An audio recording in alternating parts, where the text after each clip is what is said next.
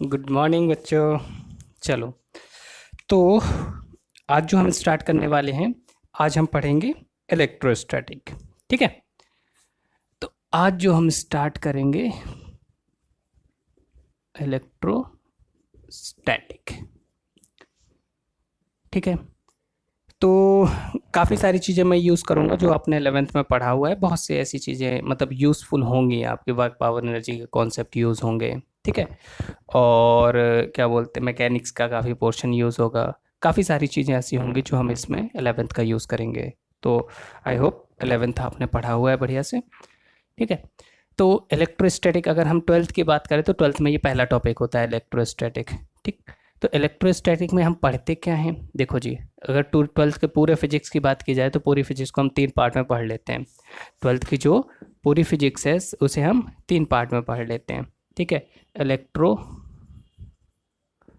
And current. ठीक है, यहाँ पढ़ लेते हैं फर्स्ट पार्ट में। दूसरे में हम पढ़ते हैं मॉडर्न फिजिक्स। ठीक है। तीसरे में हम पढ़ते हैं optics, ray optics and wave optics. इसके भी अपने चैप्टर्स हैं, 4 से 5 चैप्टर हम यहाँ पढ़ेंगे। ठीक है। और यहाँ भी होंगे रे ऑप्टिक्स और वेव ऑप्टिक्स। रे ऑप्टिक्स में आपके 4 से 5 चैप्टर होंगे और वेव ऑप्टिक्स में भी आपके होंगे 3 से 4 chapter. Electrostatic and current electricity ये एक साथ पढ़ते हैं हम। ठीक है। इसमें मैग्नेटिज्म एंड इंडक्शन ये सब मैग्नेटिज्म में ही आ जाएगा आपका। ठीक है। तो मैग्नेटिक इफेक्ट ऑफ करंट ये सब यहाँ पढ़ेंगे। तो हम जो स्टार्ट कर रहे हैं, हम यहाँ से स्टार्ट कर रहे हैं, वो एक सीक्वेंस में सारी चीज़ें लेते हुए चलेंगे।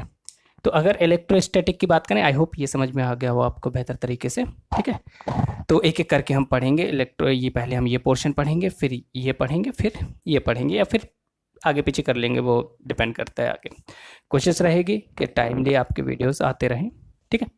चलो, तो इलेक्ट्रोस्टैटिक अगर हम बात करें तो इलेक्ट्रोस्टैटिक में जो वर्ड है, अगर वर्ड इटसेल्फ, अब चूंकि 11th से आप 12th में आए हो, ठीक है, मैं ये मान के चल रहा हूँ कि आपने 11th में थोड़ा पढ़ा हुआ है, और 12th के स्टूडेंट्स जो वो 11th से 12th में आए हैं या फिर जो कॉम्पिटिटिव एग्जाम की प्रिपरेशन कर रहे हैं, सबके लिए है ये लेक्चर, सभी के लिए रहेंगे यूज़फुल, और सारी चीज़ें कवर करते हुए चलेंगे हम लोग। ठीक है। तो इलेक्ट्रोस्टैटिक की अगर हम बात करें तो जो ये वर्ड है, ये वर्ड ही काफ़ी कुछ कह देता है। जैसे इलेक्ट्रो जो है वो किससे रिलेट करता है, वो रिलेट करता है चार्ज से, ये इतना पोर्शन। ठीक है। और ये मतलब स्टैटिक मतलब होता है रुका हुआ। ठीक है। ठीक है। स्टडी मतलब रुकी हुई अवस्था, या हम कह सकते हैं रुकी हुई जो भी स्टेट होती है उसी हम स्टैटिक बोल देते हैं। ठीक है। तो यहाँ पे हम क्या कह सकते हैं, यहाँ पे हम कह सकते हैं रुका हुआ। समझ में आ गया। तो चार्ज क्या है, सबसे पहले हमें चार्ज पता होना चाहिए और चार्ज को हम पढ़ेंगे। देखो चार्ज के जो इफेक्ट है, अगर इलेक्ट्रोस्टैटिक की हम डेफिनेशन देखें तो study of interaction and electrical and magnetic effect of charge. ठीक है। Interaction and electrical and magnetic effect of charge, वो सब हम यहाँ पे देखेंगे। ठीक है। तो अगर हम चार्ज देखें तो चार्ज को हम 3 स्टेट में पढ़ते हैं। एक आपका स्टडी स्टेट हो जाएगा, ठीक है, या फिर आप ये स्टैटिक बोल सकते हैं। दूसरा डायनामिक, डायनामिक में 2 तरह से हो जाएगा। ठीक है। या फिर मूविंग स्टेट हम बोल सकते हैं इसे, चार्ज इन मोशन बोल सकते हैं, चार्ज इन मोशन। ठीक है। और यहाँ पे 2 तरह से हो जाएगा आपका। डायनामिक में अगर हम देखें या चार्ज जब मोशन में होता है तो velocity constant with constant velocity with accelerated motion. ठीक है। तो देखो यहां पे अगर हम देखें तो यहां पे जो स्टैटिक स्टेट होती है, स्टैटिक मतलब जब चार्ज रुका हुआ होता है तो इलेक्ट्रिक इफेक्ट दिखाता है ये। समझ में आ रहा है। यहां पे अगर हम देखें तो इलेक्ट्रिक, ये आपका दिख नहीं रहा होगा आई होप आपको यहाँ पे। ठीक है। तो इसे डायनेमिक वाले को तो यहां देख लेते हैं थोड़ा सा आगे। ठीक है। With constant velocity, with constant velocity with accelerated motion, या फिर कांस्टेंट स्पीड भी हम कह सकते हैं, स्पीड और वेलोसिटी, जो भी स्पीड एंड वेलोसिटी। चलिए जी, तो देखो यहाँ पे अगर स्टडी स्टेट है तो केवल इलेक्ट्रिकल इफेक्ट जनरेट करता है चार्ज, लेकिन अगर कांस्टेंट वेलोसिटी से मूव कर रहा है या मोशन स्टार्ट कर देता है चार्ज आपका, तो क्या ये इलेक्ट्रिकल इफेक्ट के साथ साथ मैग्नेटिक इफेक्ट भी जनरेट करता है, मतलब मैग्नेटिक फील्ड भी जनरेट होती है आपकी। विथ एक्सिलरेटेड मोशन अगर हम देखें तो यहाँ पे EM wave, electromagnetic wave generate होती हैं आपकी। ठीक है, तो ये छोटा सा इंट्रो है, हम बेसिकली चार्ज से स्टार्ट करेंगे, ये सारी चीजें भी आपको पता होनी चाहिए। ठीक है, तो सबसे पहले हम चार्ज पढ़ेंगे, फिर आगे बढ़ते, ये सब आप लिख लेना पॉज करके। ठीक है, चलिए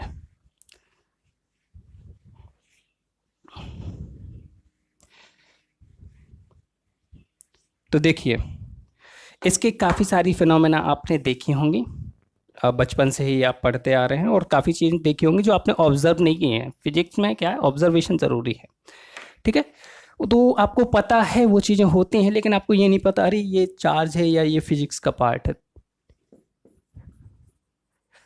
तो चार्ज की अगर हम बात करें तो बचपन में आपने देखा होगा, अपने स्केल बालों में घिसा और छोटे छोटे कागज लिए और ऐसे अट्रैक्ट होने लगते। पहले तो अट्रैक्ट नहीं होते हैं पेन में, लेकिन जैसे ही आप इसे बालों में रब करते हैं तो वो कागज के टुकड़े क्या होने लगते हैं, अट्रैक्ट होने लगते हैं। अब यहाँ पे हुआ क्या है, या फिर एक फिनोमेना और अगर हम लेके चले, लाइटिंग, जैसे जब बादल गड़गड़ गरजते हैं या उससे पहले लाइटिंग होती है, तो होता क्या है, जब बादल एक दूसरे से टकराते हैं तो वहाँ पे क्या होता है कि वो उनके क्या होता है, चार्ज्ड हो जाते हैं। वो चार्ज किस वजह से आता है वो भी अभी हम देखेंगे।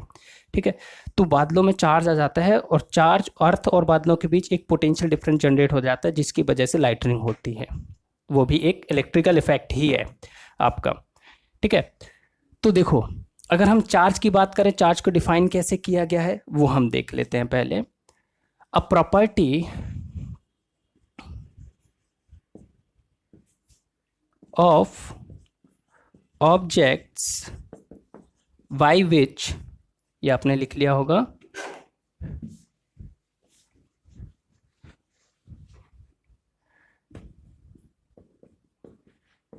दे, यहां पे गलत हो गया। ठीक है,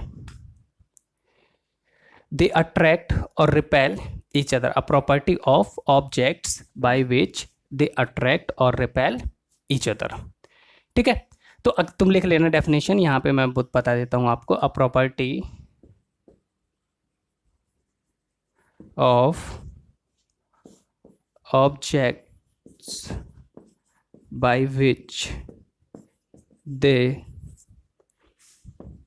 अट्रैक्ट और repel each other electrically।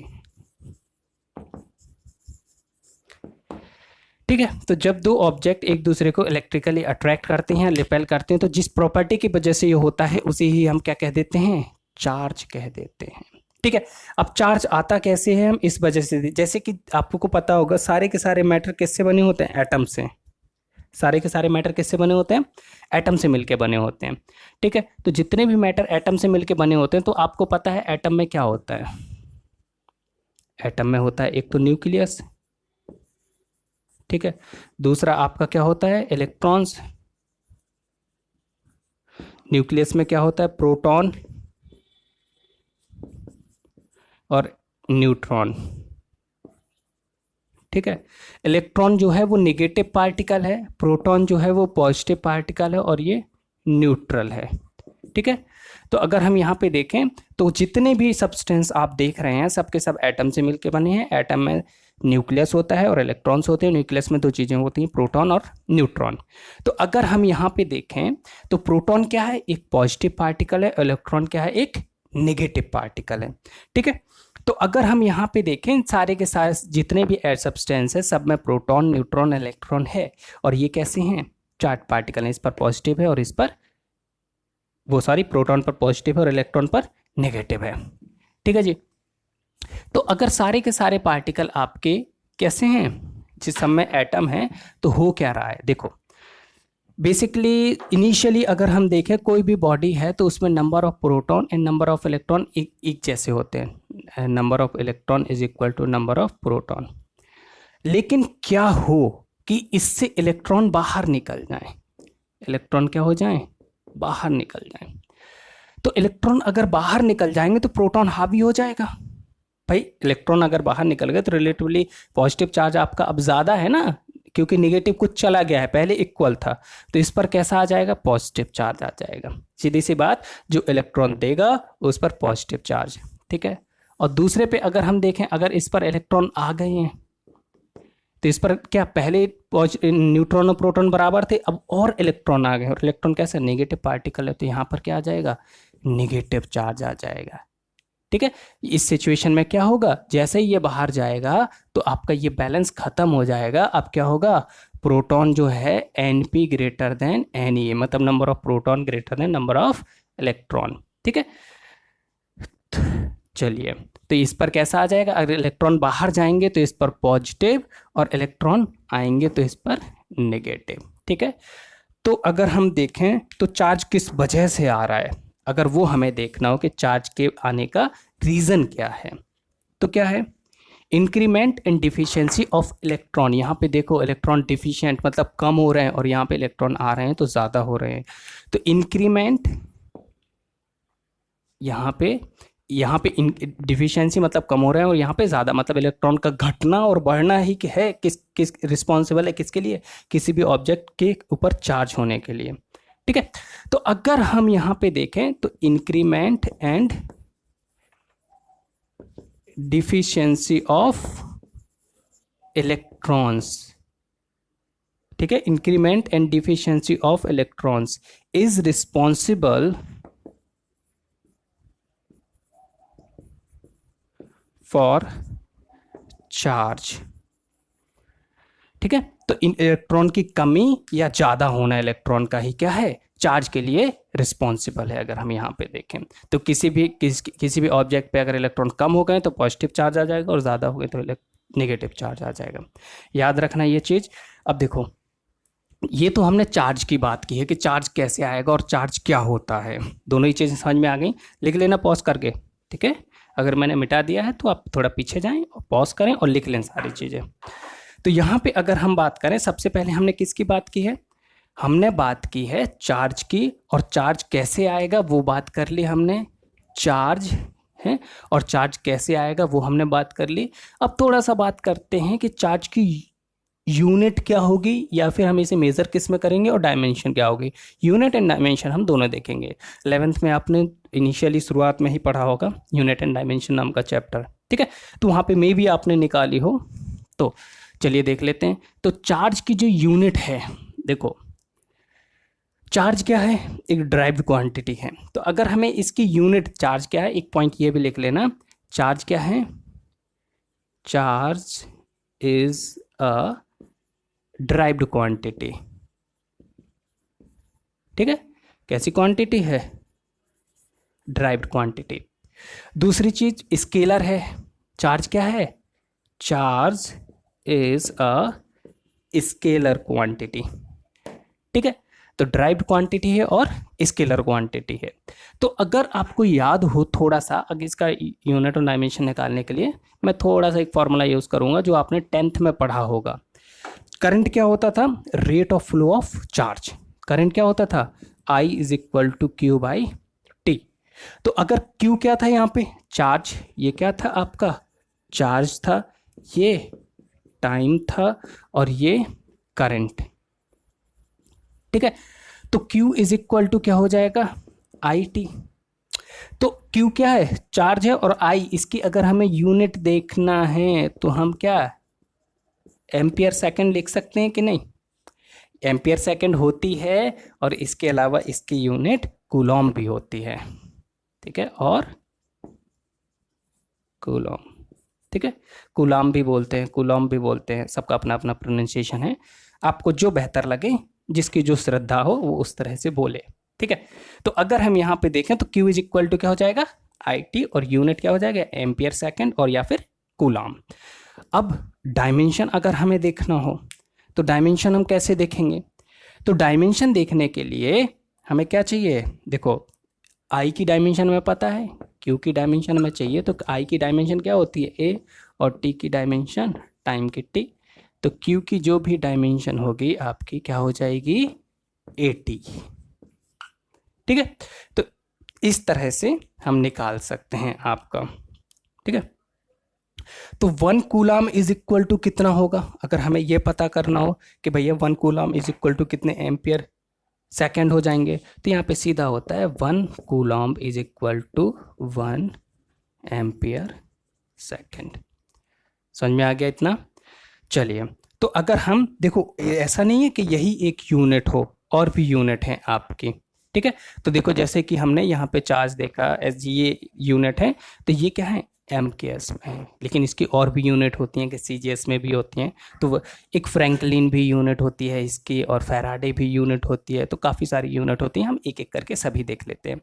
ये आपको याद रखना है, क्वेश्चन में यूज़ होगा। अदर भी दी हुई हैं तो वो भी आपको कन्वर्जन आना चाहिए, तो मैं अभी बता देता हूँ आपको।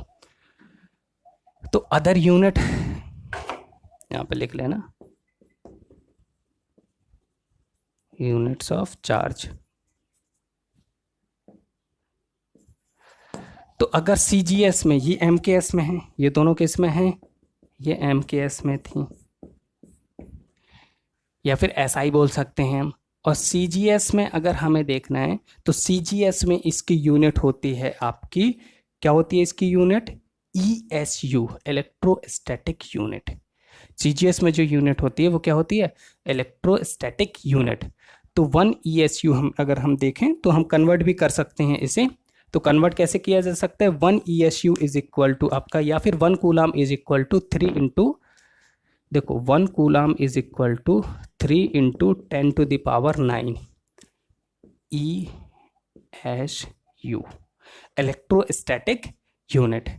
तो क्या हो जाएगा आपका 3 इंटू 10 टू द पावर 9। या फिर अगर यहाँ पे लिख लेना, आप क्या लिखना है आपको यहाँ पे? ESU की वैल्यू लिख लेना आप। ESU का मतलब क्या होता है? तो ESU होता है इलेक्ट्रोस्टैटिक यूनिट। ठीक है, ये पावर 9 है, तो 1 coulomb is equal to 3 into 10 to the power 9 ESU लिख लें आप सभी इसकी। या फिर इसे हम और भी बोल सकते हैं, ESU को हम फ्रैंकलिन भी बोलते हैं, और फ्रैंकलिन, ESU को हम और क्या भी बोल सकते हैं? फ्रैंकलिन भी बोल सकते हैं। ठीक है, एक यूनिट इसकी काफ़ी बड़ी यूनिट होती है जिसे हम फैराड बोलते हैं। ठीक है, या सॉरी फैराडे बोलते हैं। तो 1 फैराडे इज इक्वल टू होता है 96500 कूलाम। ठीक है, तो एक यूनिट आपकी 1 फैराडे इज इक्वल टू 96, ये काफ़ी बड़ी यूनिट है। लो, तो ये क्या है? काफ़ी फैराडे काफ़ी बड़ी यूनिट है आपकी। तो जहाँ जैसी यूज़ हो आप उस तरह से यूज़ कर लेना इन सारी चीज़ों को। ठीक है, लिख लो जल्दी से।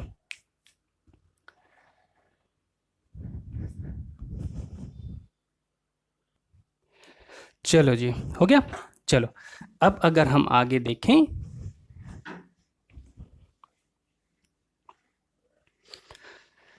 तो आपको ये पता चल गया कि चार्ज क्या है? स्केलर क्वांटिटी है। ठीक है, चार्ज एक ड्राइव्ड क्वांटिटी है। यूनिट क्या होगी ये भी आपको पता चल गया। चार्ज की एक आधो प्रॉपर्टी और देखते हैं, जैसे कि चार्ज क्या है? कंजर्वेशन लॉ को फॉलो करती है। ठीक है, तो चार्ज कंजर्वेशन अगर हम देखें यहाँ पे तो क्या होने वाला है? देख लो जल्दी से। चार्ज कंजर्वेशन सीधा सा मतलब क्या है? Charge neither can be created nor can be destroyed, it only can be transferred. ठीक है, तो ये केवल क्या ट्रांसफ़र किया जा सकता है, या तो इसे क्रिएट भी नहीं किया जा सकता और इसे मिटाया भी नहीं जा सकता। ठीक है, तो चार्ज कंजर्वेशन के अकॉर्डिंग अगर हम देखें, जैसे कि एक बॉडी ये है, तो है इन पर पहले चार्ज Q1 और Q2 था, लेकिन फिर अगर दोनों को मैंने वायर से कनेक्ट कर दिया तो कुछ चार्ज फ्लो हुआ होगा, एक दूसरे की तरफ। तो इस पर अब चार्ज मैंने मान लिया Q1 डैश और यहाँ पे क्या आ गया Q2 डैश। मैंने जैसे ही वायर को एक वायर से कनेक्ट किया दोनों को, तो क्या हो गया, जैसे ही दोनों को कनेक्ट किया तो थोड़ा सा चार्ज फ्लो हो गया, तो इस पर कुछ और चार्ज हो गया और इस पर कुछ और चार्ज हो गया। तो यहाँ पे Q1 डैश और Q2 डैश हो गया। तो यहाँ पे पहले टोटल चार्ज कितना था, Q1 प्लस Q2। यहाँ अब टोटल चार्ज कितना होगा, Q1 dash plus Q2 dash. तो दोनों का अगर हम देखें तो ये दोनों क्या होंगे, इक्वल होंगे। Q1 Q2 is equal to Q1 dash plus Q2 dash. यही है आपका चार्ज कंजर्वेशन। याद रखो, अभी एक छोटा सा एग्जांपल लेते हैं, ठीक है, लिख लो जल्दी से और आगे देखते हैं हम थोड़ा सा।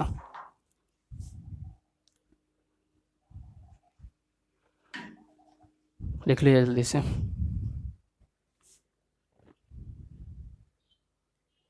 डेफिनेशन लिख लेना, charge neither can be created nor can be destroyed, it only can be transfer from one object to another. चलिए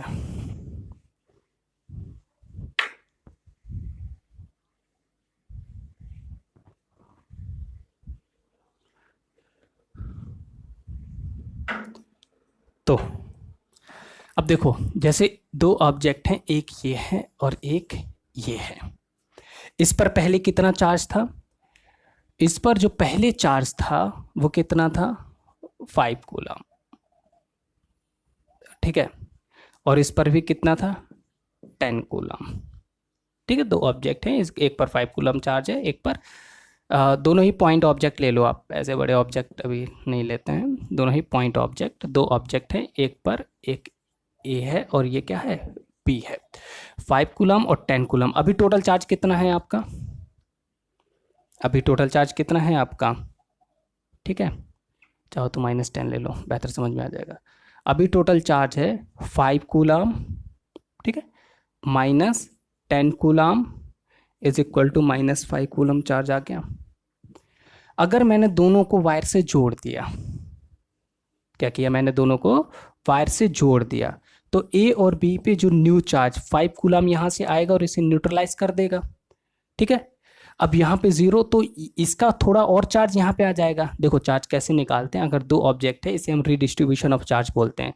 तो टोटल चार्ज दोनों पे निकालने के लिए अगर हमने वायर से जोड़ दिया है तो चार्ज जो ट्रांसफर होने के बाद दोनों पे जो चार्ज आएगा वो कितना होगा, Q। दोनों पे जब कब तक चार्ज फ्लो होगा, जब तक दोनों पर चार्ज सेम नहीं हो जाता, ठीक है। तो जब तक सेम नहीं हो जाता तब तक चार्ज आपका फ्लो होगा। तो Q is equal to Q dash जो दोनों पे आने वाला है 5 - 10 divide by 2 is equal to -5/2 is equal to -2.5। मतलब इस पर भी माइनस का 2.5 चार्ज होगा और इस पर भी माइनस का 2 चार्ज कूलम होगा जब वायर से कनेक्ट करने के बाद, ठीक है। वायर से कनेक्ट करने के बाद ये सिचुएशन होगी आपकी। तो अब भी नेट चार्ज कितना है, -2.5 और -2.5 इज इक्वल टू -5 कूलम। तो अगर हम देखें तो जितना चार्ज पहले था उतना ही चार्ज अभी है, ठीक है। तो ये हमारा क्या है, चार्ज कंजर्वेशन लॉ को फॉलो करता है। हमारा चार्ज क्या है, कंजर्वेशन लॉ को फॉलो करता है, ठीक है। चीज़ें याद रखनी है। एक आध दो छोटे छोटे से एग्जाम्पल हम देखते हैं, फिर आगे बढ़ते हैं, ताकि आपको ये चीज़ जो मैंने अभी कराया है ये बेहतर तरीके से समझ में आ जाए, ठीक है। लिख लेना, खुद से करना। और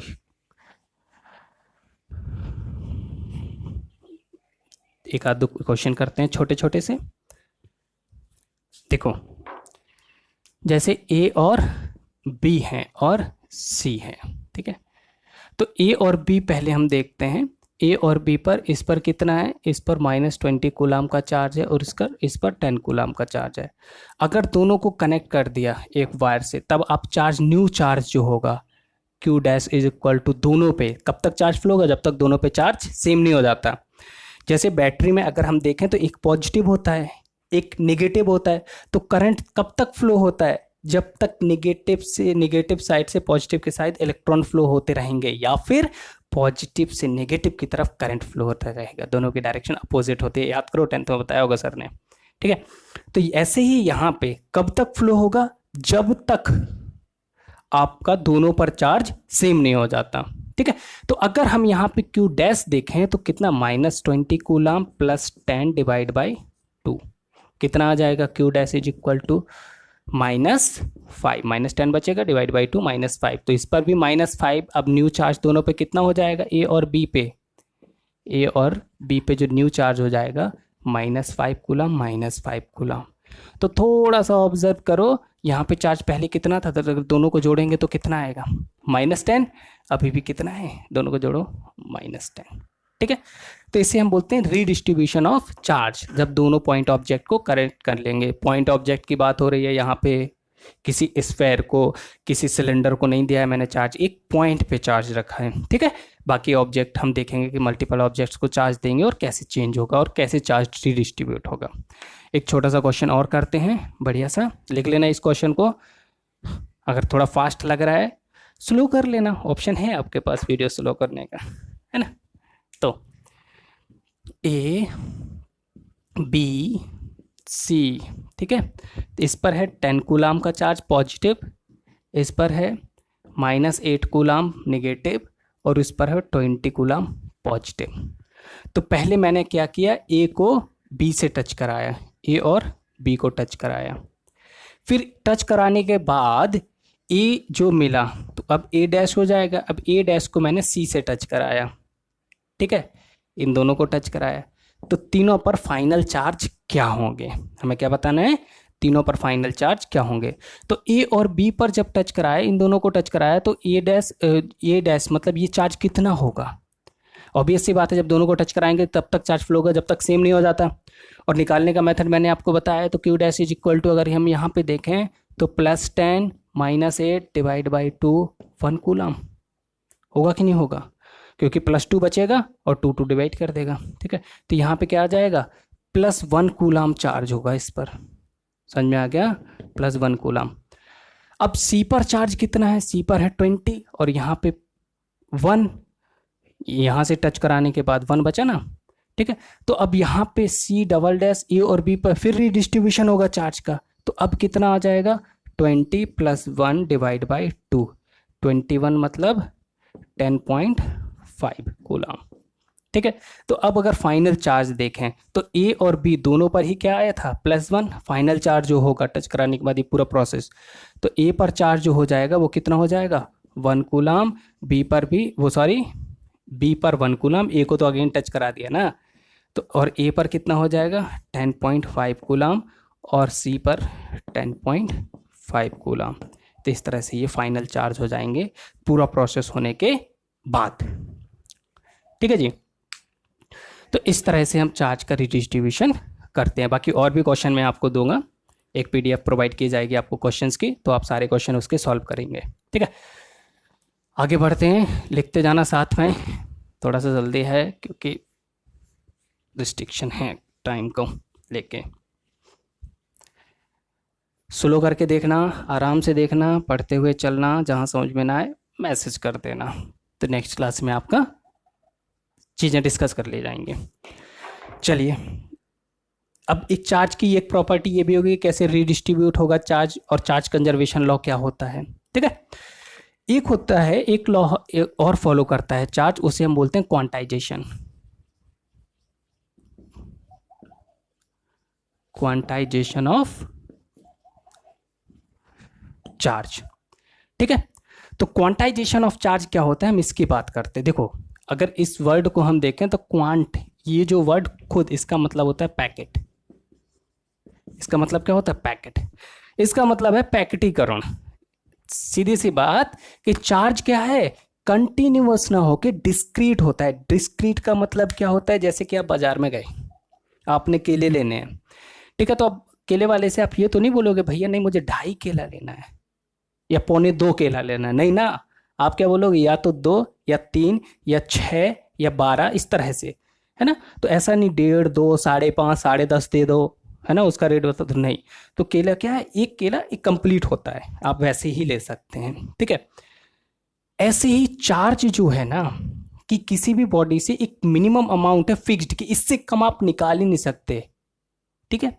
जैसे क्या है कि चार्ज जो है, जैसे केला जो है एक पीस बाय पीस होता है, ऐसी चार्ज भी क्या है, पीस बाय पीस होता है, और उसका जो छोटे से छोटा पीस होता है वो क्या है, उसकी वैल्यू फिक्स्ड है। जैसे कि अगर हम किसी भी ऑब्जेक्ट पे बोलें कि चार्ज क्यू है, तो क्या है इसका, अगर हम डेफिनेशन देखें, किसी भी बॉडी पे अगर जो चार्ज होता है वो integral multiple of fundamental charge, वो क्या होता है, integral multiple of fundamental electric charge. ठीक है, इसका मतलब क्या है, बहुत ज़्यादा साइंटिफिक जाने की जरूरत नहीं है, मैं आपको एकदम बेसिक टर्म में समझाता हूँ कि इस पर जितना भी चार्ज होगा, एक छोटा सा चार्ज होता है कि चार्ज का एक छोटा सा पैकेट होता है जिसकी वैल्यू कितनी 1.6 इंटू 10⁻⁻19 कूलम। मतलब किसी भी बॉडी से इससे कम चार्ज नहीं निकाला जा सकता। मतलब या तो ये, या फिर इसका ट्वाइस, या फिर इसका थ्राइस, या फिर 1.6, या फिर कितना 100 ई, इस तरह से चार्ज को निकाला जाएगा। आप ये नहीं कह सकते हैं सर 2/3 ई निकाल लो, नहीं, यहाँ पे क्या होगा, इतना ही चार्ज आपका इसी फॉर्म में निकलेगा। तो अगर हम देखें कि इस पर तो क्या n नंबर ऑफ इलेक्ट्रॉन्स, जैसे कि अगर हम यहाँ पे q देखें तो q इज इक्वल टू हम लिख सकते हैं n e, और n क्या होगा, n क्या होगा, एक इंटीजर होगा, इंटीजर वैल्यू होगी आपकी n यहाँ पे। ठीक है, और इसकी वैल्यू क्या होती है, e होती है। मतलब क्या है, एक एग्जाम्पल से समझते हैं।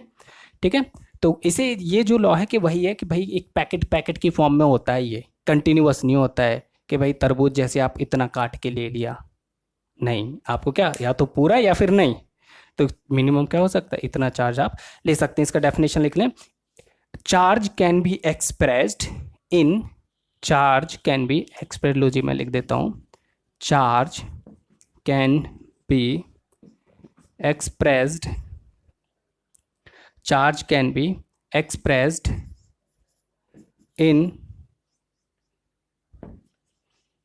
Integral multiple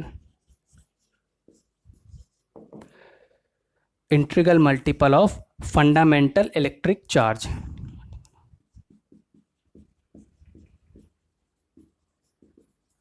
fundamental electrical charge. ठीक है, इसका मतलब अगर इस पर चार्ज Q है तो Q को क्या लिख सकते हैं, N इंटू ई लिख सकते हैं, और E की वैल्यू क्या होती है, 1.6 इंटू 10⁻⁻19 कूलम होती है। चलिए एक छोटा सा क्वेश्चन करते हैं इस पर, और बेहतर समझ में आ जाएगा आपको। ठीक है, एक छोटा सा क्वेश्चन करते हैं इस पर ताकि आपको बेहतर समझ में आ जाए। जैसे किसी ऑब्जेक्ट पे, ये एक ऑब्जेक्ट है, ठीक है, ये value E is equal to लिखी है 1.6 इंटू 10⁻⁻19 कूलम। ये चार्ज इलेक्ट्रॉन पे होता है, इतना ही चार्ज। ठीक है, और एक इलेक्ट्रॉन निकलेगा तो इतना ही पॉजिटिव चार्ज आ जाता है किसी भी ऑब्जेक्ट पे। चलो क्वेश्चन देख लो जल्दी से, कि एक ऑब्जेक्ट है जिस पर 64 कूलम का चार्ज है, निगेटिव चार्ज है। निगेटिव चार्ज का मतलब इलेक्ट्रॉन आए होंगे। ठीक है, और एक इलेक्ट्रॉन पे चार्ज कितना होता है, इतना होता है। ठीक है, तो इस पर नंबर ऑफ इलेक्ट्रॉन कितनी, एक्सिस नंबर ऑफ इलेक्ट्रॉन होंगे। ठीक है, तो Q इज इक्वल टू क्या लिख सकते हैं, NE, और Q की वैल्यू क्या है 64, N इज इक्वल टू निकालना है, और E की वैल्यू 1.6 इंटू 10⁻⁻19 कूलम होती है।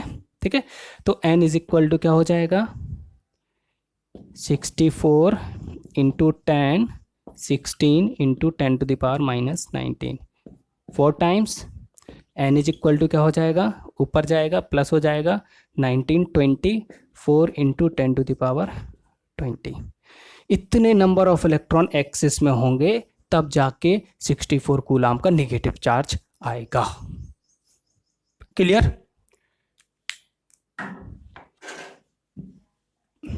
ठीक है ना, तो ये इस पर भी हम क्वेश्चन करेंगे, बाकी और भी चीज़ें हम देखेंगे नेक्स्ट लेक्चर में। बाकी आपके जो भी डाउट हैं मैसेज करें आप, आपको उनके सॉल्यूशन मिल जाएंगे, आपको आंसर मिल जाएंगे। ठीक है, कर लेना। बाकी इसकी एक DPP आपको मिल जाएगी, इसके और क्वेश्चन मैं कराऊंगा अभी। ठीक है, तो मिलते हैं नेक्स्ट क्लास में, बाय बाय।